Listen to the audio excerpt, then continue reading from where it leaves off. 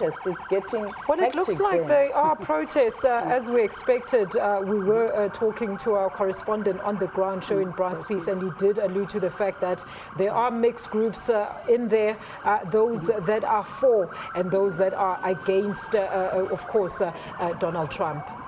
But also tomorrow we are expecting women all over the world who are worried in terms of Donald Trump's policy on gender to engage in all right, let's protest. listen into what is happening there during these protests now.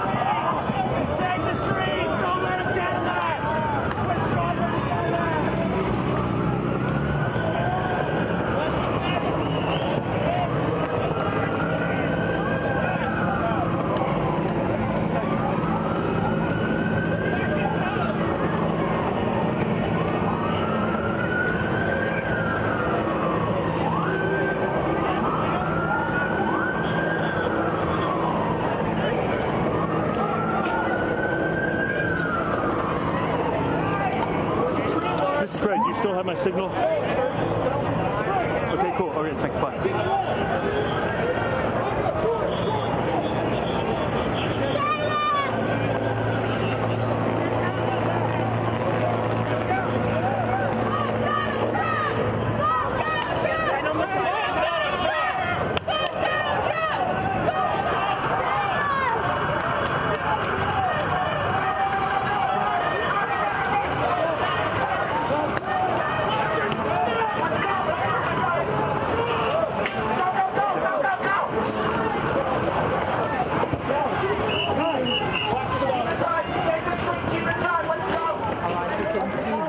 Chaotic scenes across Washington, D.C., and of course across Capitol State, there where the official inauguration will of course be taking place. Now, we were anticipating these protests earlier on when we spoke to our correspondent on the ground. He did speak about the fact that security has of course been beefed up because they were expecting the anti-Trump protesters to be a part of this inauguration, but they were just standing in the queues like those that were invited to the actual inauguration. Sophie, what do you want to tell us about this?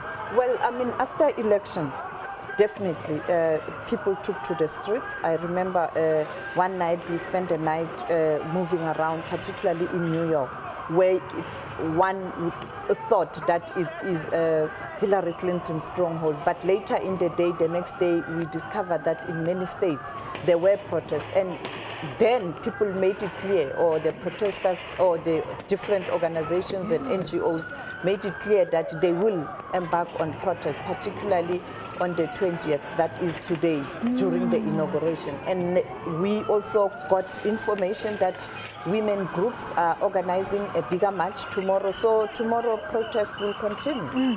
We're seeing crowds scattering across, of course, the streets there, and police engaging with them. We can see them using water cannons. I think that's water cannons. We haven't seen tear gas. We can't really tell tell, but we can see that they are trying to disperse the crowd of protesters that has now taken into running across central Washington Avenue there, all across in vicinity of the White House. That is where the official inauguration is taking place. Certainly a very historic one. We've never seen protests of this kind mar any presidential inauguration, particularly in the US. So this is very, very, very interesting indeed. Melo, what do you think about these visuals we're seeing now? I think for me, this sort of like is a reality check for the US, right? Because the US is that country of exceptionalism where everything else that goes wrong happens in other countries.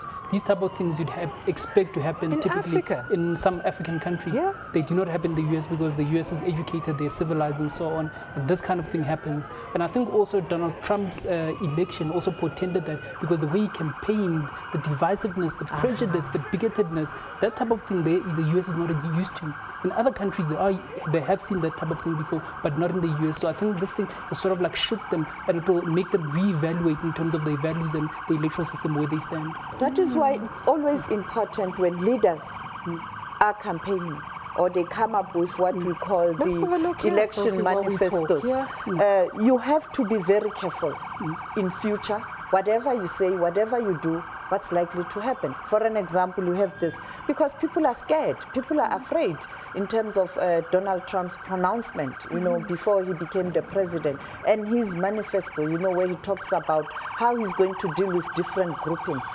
It's the same with Africa. You know, we have a problem in Gambia today because the president-elect, when he won the elections, he quickly became triumphalist and threatening to arrest people, threatening to send people to The Hague. We have to, leaders must be careful in terms of what they say, in terms of how they conduct themselves in public, and populism breeds confusion. Confusion indeed, as we can see on the streets there. We can see a crowd is dispersing across the streets there. That is currently happening around central Washington, D.C., in the vicinity of the White House. Of course, that is the scene of action where, of course, Donald Trump will be inaugurated, or is to be inaugurated as the next U.S. president. We're not sure if the proceedings are going to be affected by this latest protest action now, but we are trying to establish a link with our U.S. correspondent who's on the ground. He did tell us that, people were expecting to be part of this protest. And funny enough, you know, there's a women's march that takes place tomorrow. And in this march, this is the march where they're going to highlight issues like your gay and lesbian rights and your issues like gun control and your Black Lives Matter. Milo. For me, I think the ironic thing about the way Trump campaigned, right, he took the conditions under which Obama governed and he thought those conditions would prevail under him. So therefore, he thought that whichever way he campaigns won't really change those conditions. So now these protests now, it may actually happen that ironically, he needs now to divert from the agenda that he had in mind to start dealing with these things now. If you start having a divisive country now, those conditions under which Obama governed now no longer hold. Now you need to focus on that, and you cannot push your economic agenda, which might derail him, which typically is what happens with a lot of presidents, right? You have a certain agenda, you come in, this financial crisis, now you have to deal with the financial crisis. So that's the type of thing that happened with Obama. But just to get back to the issue of the Women's March and the other protests that are going on, I think the way that Donald Trump has campaigned, it has really, I think, provoked reaction out of a lot of people in terms of the type of policies that he'd implement, because one of the issues that is raging in the US is the issue of pro-life versus death that relates to the issue of abortion, whether women can abort kids or not. And then women feel that if they are no longer afforded that choice, then it impacts the way that they can live and raise families. There it is, the banner, right there is the banner saying something about make racists afraid again. That is, of course, a group of the protesters that are scuttling across the busy Washington, D.C. square. And of course, we are expecting Sherwin Braspies. Is he on the line? Sherwin? Good afternoon. Can you hear us? Do tell us. We can see scenes of chaos in Washington, D.C. square. Do tell us what is currently going on there.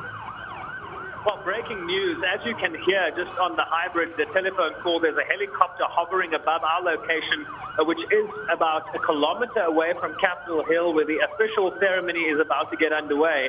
And my understanding is that the protest you are seeing is about 2 kilometers down Pennsylvania Avenue. Remember, Pennsylvania Avenue links the Capitol Hill, where the ceremony is going to take place today, with the White House. And my understanding is that close to the Trump International Hotel, this is an area that has been earmarked for protesters at today's event. It's pretty much far away from where the official ceremony will happen, but I imagine now that things have gotten a little out of hand. What I will say is that there is a huge police and security contingent on the ground in Washington. They should be able to arrest the situation very, very quickly. Alicia, as we spoke earlier today, when we were walking into work this morning, we recorded some scuffles between the supporters of Donald Trump and his detractors. I mean, the people came to fists.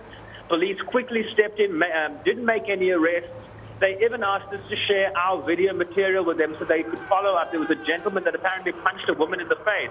And this caused outrage on the street. So I think you're going to see pockets of this, but as I mentioned, police are on the ground. We have eyes in the sky, and they should be able to take care of any violations or situations that develop during the next few hours.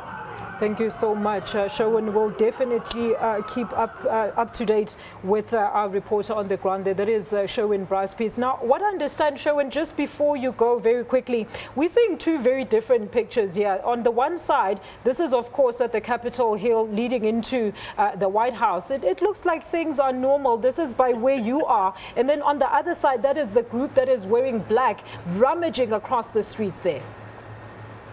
Well, clearly these are disruptors, and this was probably planned. I mean, Donald Trump is a very divisive character. He moves into office today with a 44% approval rating compared to Barack Obama's 8 years ago, which was in the 80s. I mean, people have been saying this is unprecedented for a new president to take off such a low popularity rating, and I think it also speaks to the election results. Remember, Donald Trump won the Electoral College, but lost the popular vote to Hillary Clinton by something like 3 million votes.